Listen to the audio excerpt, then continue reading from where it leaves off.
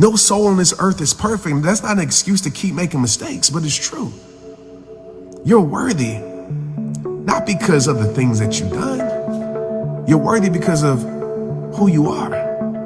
You're worthy because of how you were created to be. Right? I'm talking about worthy of being who you are. Do you realize that? So I need you to make a truce with your past and say, you know what? Thank you, past. Thank you for showing me lessons. Thank you for bringing the blessings. Thank you for whatever it may be. But thank you.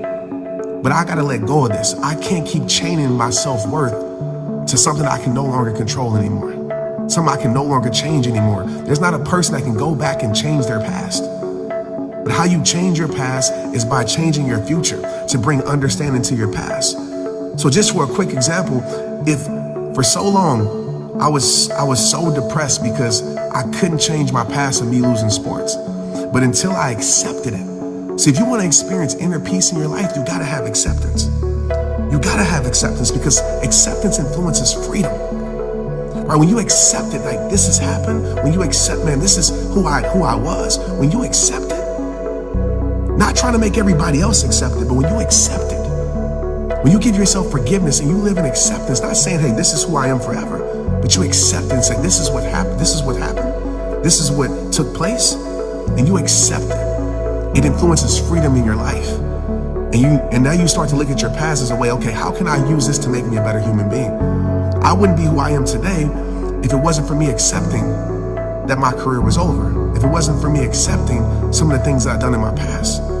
Make a truce with your past. Just say, past, thank you. Thank you. Thank you for building me. Thank you for serving me. Thank you for creating whatever in me, but I'm no longer gonna live here anymore, okay? The second thing I need you to do, okay, is make a truce with your pain. Make a truce with your pain. Make a truce with your pain. You can not experience inner peace if you keep living in the same pain. Make a truce with it. Whether that's somebody who's hurt you, whether that's, something that you lost, whether that's an addiction that you have, make a truce with that pain.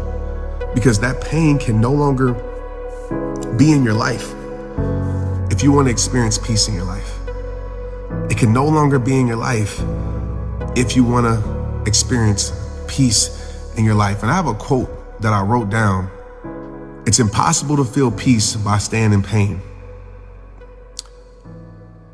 Don't let a known pain keep you from seeking an unknown peace. And the last quote I want to give you is, the more you tolerate from the world, the more you tolerate from the world, the more you separate from your peace.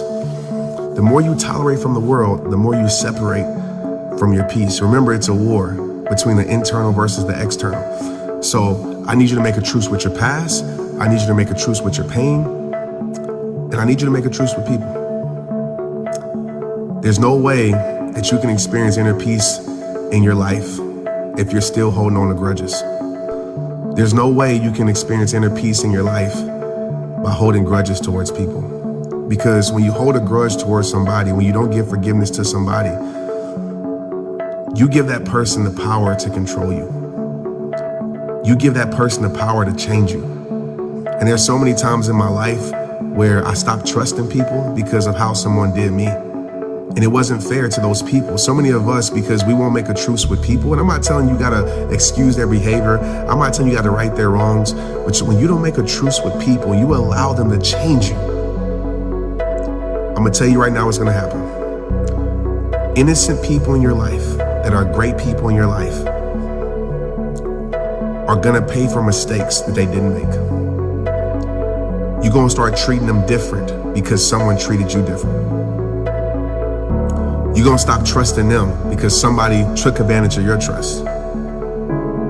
And as long as you hold hate, malice in your heart, you will never experience that inner peace. I'm getting to a point now in my life where I just expect people to be who they are.